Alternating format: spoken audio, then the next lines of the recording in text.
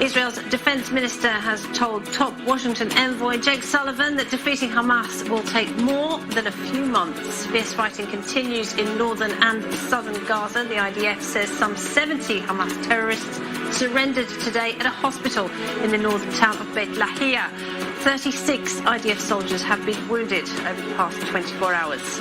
A poll shows that the vast majority of Palestinians supported the October 7th attacks, while 90% want Palestinian Authority President Mahmoud Abbas to resign. And a Qatari newspaper claims Israel has approached Egypt to mediate a new deal to free some of the remaining hostages being held in Gaza. This a day after the head of the Mossad cancelled a trip to Doha. Well, this week, 9 soldiers from the Golani Brigade fell in the fighting in the northern Gazan neighbourhood of Shajaiya, proving once again how dangerous the close hand-to-hand combat in Hamas-controlled urban areas is. Our defence correspondent Jonathan Regev has this report. Only hours after the deadly incident in Shajaiya in the Gaza Strip, fighting is ongoing in the Gaza neighbourhood of Jabalia, a bit further north.